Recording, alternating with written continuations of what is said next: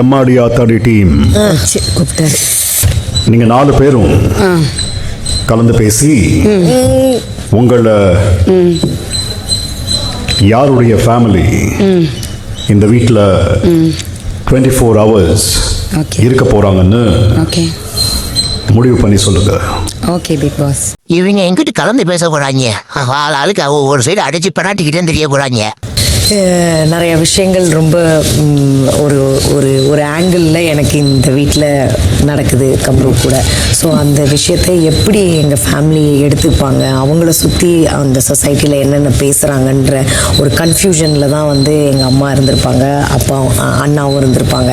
எது நீங்க 2 பேரும் பண்ணிக்கிட்டு இருக்க இந்த மார்கழி மாசம் நாய் காதல் தானே ரொம்ப பெருமையா பேசுறாங்க ஊருக்குள்ள. வெளியே கேளு ஜகஜோதியா இருக்கும். ஸோ அவங்க வந்திருந்தாங்கன்னா மேபி என் தரப்பு விஷயங்களை அவங்களுக்கு எக்ஸ்பிளைன் பண்ணுறதுக்கான ஒரு டைமாக இருக்கும். And also my mom is like almost 71-72 ஏஜில் இருக்கிறாங்க.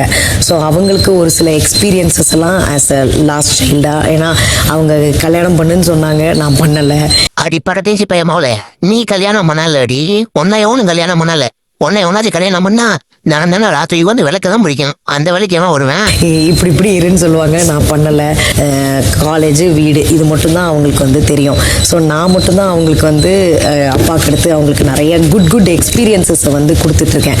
ட்ராவல் கூட்டிகிட்டு போகிறதா இருக்கட்டும் எல்லாமே. ஸோ ஆஸ் அ டாட்டராக to clear whatever is happening in the society and also அவங்களுக்கு ஒரு அனுபவத்தை கொடுக்கணும் அப்படின்னு நான் நினைக்கிறேன்.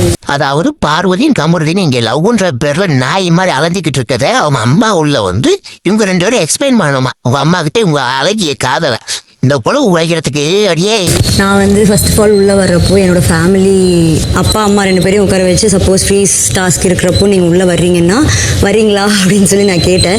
யோசிச்சுட்டே இருந்தேன், உள்ளே வர்றப்போ கூட அவங்கள கூப்பிட்டு வரலாமா, சரி அம்மா மட்டும் வரட்டும் ஃப்ரீஸ் டாஸ்க்கு அது மாதிரி யோசிச்சுட்டு இருந்தேன்.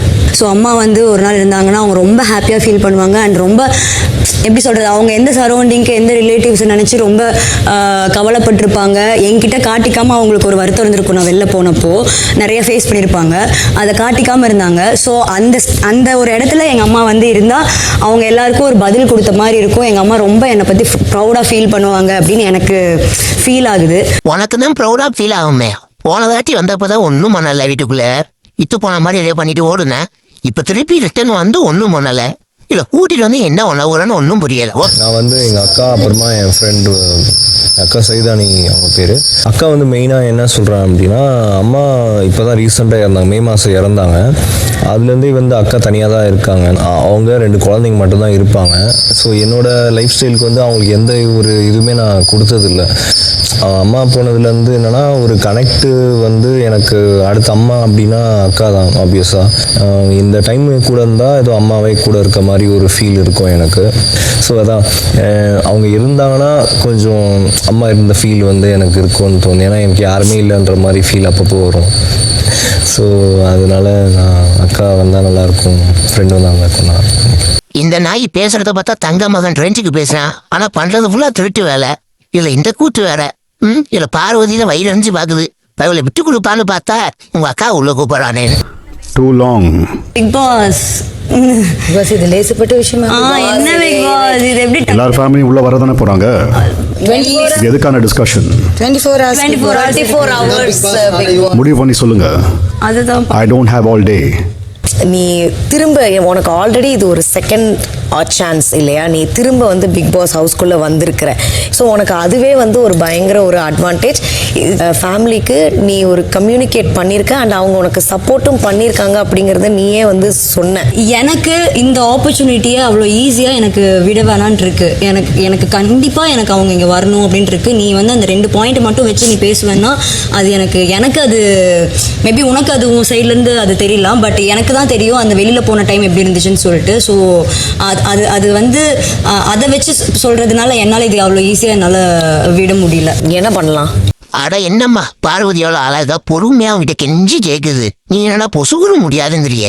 பார்வதி வேற சிரிச்சுக்கிட்டே முழங்கிது. இந்த தொடப்பம் இருக்கு இல்லையா, அதுல 4 குச்சி, அதுல ஒரு குச்சி மட்டும் சின்னது, மீதி எல்லாம் நார்மல் சைஸ்.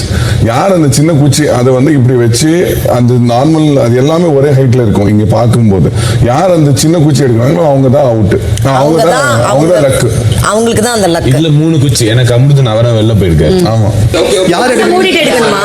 அப்படியே இல்ல. ஏய் ஆதிரை ஆதிரை ஆதிரை கண்ணு மூட தேவையில்லை. எனக்கும் பெருசுதான் வந்திருக்கு.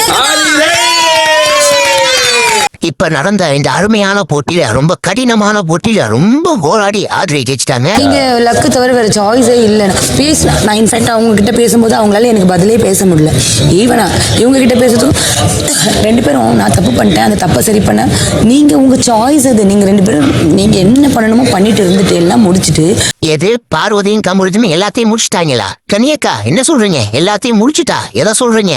என் மைண்டு வேற எங்கேயோ போகுது. நான் வந்து பேசுறதுக்கு இல்லை, நான் பண்ண தப்புக்காக ஒரு இதுவாக அது கொண்டு போய் எனக்கு அதில் உடன்பாடு இல்லை. இவங்க சொன்ன காரணங்கள்லாம் நீங்க பாசமா இருந்ததுக்காக உங்க அப்பா பிள்ளைங்க வரக்கூடாது.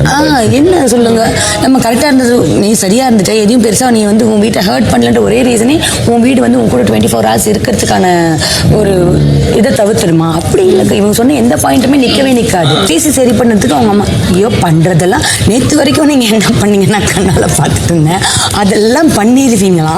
உங்க அம்மாவுக்கு கனியக்கா கரெக்டா தான் கேக்குது. இவ பாக்குற வேலையெல்லாம் பார்த்து விட்டு நான் போய் எக்ஸ்பிளைன் பண்ண போறேன், எங்க அம்மாவுக்கு புரிய வைக்க போறேன் சொல்லிக்கிட்டு இருக்காளே, என்ன பண்றது? இவ அம்மா வச்சு முன்னாடி ஒரு வீடியோ எடுத்திருக்கா. அந்த வீடியோவே நான் இப்பதான் பார்த்தேன். அரிப்பு வந்தா என்ன பண்றதுன்னு கேக்குறா. அரிப்புனா அந்த அரிப்பு வந்தா என்ன பண்றது? அம்மா கிட்ட கேட்டுக்கிட்டு இருக்கா நாய். இப்ப இவ போய் அம்மாவை கன்வின்ஸ் பண்ண போறானா? சாண்ட்ரா சொல்றேன், ஜென்ரலாவே அவங்க ஆட்டிடியூட் வீட்டோட ஒட்டாத மாதிரியே இருக்கு. பங்கேற்புக்கு கம்ப்ளீட்டா அந்த பக்கம் ஆப்போசிட்ல இருக்காங்க. ஜென்ரலா ஒரு ரூம்குள்ள உட்காந்து எல்லாரும் சிரிச்சு பேசுறதையே ஒரு குத்தமா நீங்க ஏதோ அவங்கள டார்கெட் பண்றதுக்காக எல்லாரும் பண்ற மாதிரி சொல்லிட்டு இருக்காங்க. ஸோ இந்த மாதிரி காரணங்களுக்காக நான் சிறப்பாக பங்கேற்காத நபர்ல முதல்ல சாண்ட்ராவை சொல்றேன். சாண்ட்ரா என்ன கேட்டகரியில இருக்குன்னே தெரியல. பைத்தியமா இல்ல பைத்தியம் மாதிரி நடிக்குதா இல்ல பைத்தியமாகறதுக்கு முயற்சி பண்ணிக்கிட்டு இருக்கா, எந்த ரூட்ல போகும் தெரியல. அதை மொத்தம் இந்த வீட்டை விட்டு போறதுக்கு முன்னாடி பைத்தியம் முடிச்சுதான் போகுது, அது நல்லா தெரியும். நான் சாண்ட்ராவை சொல்றேன், எதுலையும் இன்வால்வ் ஆக மாட்டேங்கிறாங்க. என்ன பிரச்சனைன்னு பேசுறதுக்கு முன் வரவும் மாட்டாங்க. எந்த ஸ்பேஸுமே கொடுக்காம குற்றச்சாட்டு மட்டுமே வைக்கிற அவங்களோட அந்த பிஹேவியர் சரியில்லைன்னு நான் நினைக்கிறதுனால அவங்கள ஒரு ஒர்ஸ்ட் பர்ஃபார்மர்னு சொல்றேன். ஆனா சாண்ட்ரா சீசன் 9ஓட தலையெழுத்தையே மாத்திடுச்சுடா. பார்வதி தான் நம்மளும் கேவலமான பிறவி நினைச்சுக்கிட்டு இருந்தோம். ஆஹா, அதுக்கு நான் இருக்கேன்னு சொல்லி வந்திருக்கு பத்தியா, பெரிய விஷயம். வினோத், பாஸ் சாண்ட்ரா, இந்த வீட்டாரால இந்த வார வேர்ஸ்ட் பெர்ஃபார்மர்ஸ்னு தேர்வான நீங்க 2 பேரும் சிறைக்கு செல்ல வேண்டும். அடே வீணா போனீங்களா? சாண்ட்ராவை சொன்னீங்க, ஓகே ஏத்துக்கலாம். வினோத் ஏன்டா சொன்னீங்க? அந்த ஆள் நல்லா ஆளா பண்ணிக்கிட்டு இருந்தேன், அவனுக்கு போய் ஒஸ்ட் பெர்ஃபார்மன்ஸ் கொடுத்துருக்கீங்களா? கவுண்டிங் டாஸ்க்ல உங்க பார்ட்டிசிபேஷன் அப்படி என்ன இருந்துச்சு?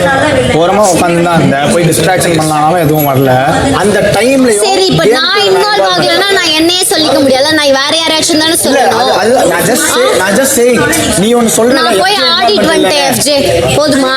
என்னால முடிஞ்சது ஆடிட்டேன். அது நீ போகலையே, நான் நீ வேற பாரு, நீ இந்த நாய் இன்னும் திருந்தல போல இருக்கு. பார்வதி கிட்ட இருக்கு அதே கேட்டகரி இவன்ட்டே இருக்குது. இவனை யாராச்சும் குறை சொல்லிட்டா போகும். நீ எப்படி என்ன குறை சொல்லுவோன்னு வந்து நின்றது நீ எரும மாடு. நான் உங்ககிட்ட வந்து சொல்லணும், அட்ரஸ் பண்ணணும்னு நினைக்கிற விஷயங்கள் அந்த இதில் வந்து நீங்கள் பேசிகிட்டு இருக்கும்போது நான் அந்த நீங்கள் பண்ண அந்த ஒரு கேரக்டர் ரோல் இருக்குல்ல, அதை கலாய்ச்சி இது பண்ணி தான் நான் வந்து சொன்னேன். அண்ட் ஆல்சோ பேசும்போது நான் மறந்துட்டேன், கேட்டேன். நான் கேட்க மாட்டேன்னு சொல்லல பாரு, எனக்கு அது நான் மறந்துடுவேன். எனக்குமே நான் வேணும்னு அதை பண்ணல. இல்லை, இது வந்து எப்படின்னா நீங்க பேசும்போது நான் கேட்கும்போது அது மாதிரி கிவ் அண்ட் டேக் தான் இது. அது மாதிரி நான் கிவ் அண்ட் டேக் கொடுக்கலன்னு நினைச்சுக்கிறீங்க, எனக்கு மறந்துடும். இப்போ நீங்க நீங்க எவ்ரி தொக்கால ஒரு சாவுடி இப்படி நீயும் பண்ணுவ. எவனாச்சும் பேச வந்து அவங்கள பேச விடுறியா? நல்ல ஆளுகிட்ட வந்து மாட்டினேன் போ, இவகிட்ட காட்டு உங்க வாய. பாடினதுலாம் ஓகே தான், என் பாப்பாங்களை வச்சு பாட்டு பாடினது ஓகே இல்லை அப்படின்னு சொன்னீங்கல்ல, எதை வச்சு எதை சொன்னீங்க? பாடினதை வச்சு சொன்னேன். எந்த பாட்டு பாடினது உங்களுக்கு அந்த மாதிரி இருந்துச்சு? ஏதோ பாட்டு பாடினீங்க. நீங்கள் அதை நம்புறீங்களா? நான் அந்த மாதிரி சொன்னேன்னு நம்புறீங்க? நான் அப்படி சொல்லலை. போகிற போக்கில் நீங்கள் இஷ்டத்துக்கு உங்கள் இஷ்டத்துக்கு நினச்சிக்கிறதுக்கெலாம் நான் ஆள் கிடையாது. நீங்கள் என்ன அப்படி குற்றச்சாட்டு சொன்னதுக்கு நீங்கள் சாரி கேளுங்க என்கிட்ட. தேவாங்குன்னு ஒரு உயிரினம் இருக்கான்ப்பா. அதை பார்த்தாலே ரொம்ப அருவருப்பாகவும் அசிங்கமாகவும் இருக்குமா. எனக்கு என்னமோ சாண்ட்ராவை பார்க்கும்போது தேவாங்கு யாவும் தான் வருது. அந்த மாதிரி உங்களுக்கு யாராவது தோணுச்சுன்னா கமெண்ட் வந்து சொல்லிட்டு போங்க தேவாங்குன்னு. கேட்கணும் முடியாது. உங்க இஷ்டத்துக்கு நீங்க ஏதாவது சொல்லுவீங்களா? உங்க கற்பனைக்கெல்லாம் நான் ஆளா? உங்களுக்கு இங்க யாருக்குமே வேற எனக்கு பார்ப்பாங்க இல்லையா, வேற யாருக்கு பார்ப்பாங்க இல்லையா? ஒரு பாட்டு பாடினா அதை கனெக்ட் பண்ணி ஏதாவது சொல்லுவீங்களா? யார் கொடுக்குறா உங்களுக்கு இந்த இடம்? தெரியல, நானே எடுத்துக்கிறேன். எல்லாத்தையும் நீங்களே பேசுவீங்களா? உங்களுக்கு அநியாயமா தெரியல ஒருத்தவங்க மேல அநியாயமா பழி போடுறீங்கன்னு? நீங்க பண்ணதை நான் சொன்னேன். எதை வச்சு சொன்னீங்க சொல்லுங்க. நான் என்ன பண்ணேன் அதை சொல்லுங்க ஃபர்ஸ்ட். நீங்க பேசின என்ன பேசுனேன், என்ன பாடினேன் ஃபர்ஸ்ட் அது என்னன்னு கூட உங்களுக்கு தெரியாது. ஆனா இப்படி மட்டும் சொல்லணும்னு நினைக்கிறீங்களா? எனக்கு என்னமோ டவுட்டா இருக்கு. சாண்ட்ரா நிஜமாவே பைத்தியம் ஆயிடுச்சோன்னு. சத்தியமா அது பண்ற வேலையெல்லாம் பார்த்தா அப்படிதான் இருக்குது. முட்டி போயிருக்குது. ஒழுங்கு ஹாஸ்பிட்டலுக்கு கூட்டு போங்கடா. டேய், நான் யார்கிட்டயும் சாரி கேட்க மாட்டேன். நீங்க தானே அதை சொன்னீங்க. நான் எதுவுமே பண்ணல. நீங்க சொன்ன நான் தப்பு பண்ணி தான் நான் சாரி கேட்பேன். யார் தப்பு பண்ணா சாரி கேட்கணும், அதுதானங்க நியாயம். நான் தப்பு பண்ணல. அவங்களுக்கு அது ரொம்ப ஹர்ட் ஆயிருக்குது. யாருமே அந்த மாதிரி பண்ண இப்போ இது நீங்க வந்து அவங்க மேல சொல்லிட்டேன். உங்க தோணுதெல்லாம் நீங்க சொன்னா எப்படிங்க என்னால ஏத்துக்க முடியும்? நீங்க என்னென்னோ சொல்லுவீங்க. அதெல்லாம் நான் ஏத்துக்கிட்டேன்னா நான் என்னங்க ஆகுது? இன்னைக்கு நீங்க எனக்கு என்னங்க உங்களை அவ்வளவு பிடிக்காது? உங்க குழந்தைங்கலாம் வச்சு இழுத்து உங்களை ஹர்ட் பண்ற அளவுக்கு எப்படிங்க இப்படி ஒரு எண்ணம் உங்களுக்கு வருது? நீங்க அம்மா தானே, நீங்க செய்வீங்களாங்க இது இன்னொரு குழந்தைக்கு இன்னொரு அம்மாக்கு? பண்ண மாட்டீங்கல்ல. அப்ப இன்னொரு அம்மாவை அப்படி சொல்ல உங்களுக்கு எப்படிங்க மனசு வருது? சொன்னா கேட்பேன். என்ன சொல்லுவீங்க? இன்னொருத்தங்க அப்படி பண்ணா கேட்பேன். ஆனா சாண்ட்ரா கேவலமான பிரிவுன்னு தெரியும். ஆனா இவ்வளவு கேவலமான பிரிவுன்னு இப்ப ஆண்டா தெரியுது. பிரச்சனை பண்ணன்றதுக்காண்டியே குழந்தைகளெல்லாம் உள்ள எழுத்து விட்டுறா. ஏன்பா விக்ரம் வினோத் எதுக்கும் கொஞ்சம் உஷாராறீங்கப்பா. சாண்ட்ராக்கு உங்க 2 பேர்த்தையும் ரொம்ப பிடிக்கும். நீங்க 2 பேரும் சேர்ந்து சாண்ட்ராவை அபியூஸ் பண்ண பாத்தீங்கன்னா கம்ப்ளைண்ட் கொடுத்தாலும் கொடுக்கும். அதெல்லாம் பாக்குற ஆளுதான் அது. எதுக்கும் 10 அடி தள்ளியே நில்லுங்க. இப்போ ஓகே, இதோட ஷோ முடிஞ்சு நாளைக்கு சாட்டர்டே எபிசோட்லப்பா. ஆனா நாளைக்கு மட்டும் விஜய் சேதுபதி வந்து சாண்ட்ராவை கிளின்னு கிழிக்கிற மொத்த பேரும் விஜய் சேதுபதியை கிளின்னு கிழிச்சு தொங்க விட்டு உப்பு போட்டுருவாங்க. விஜய் சேதுபதி சார் முடிஞ்சா உங்களை காப்பாத்திக்கங்க.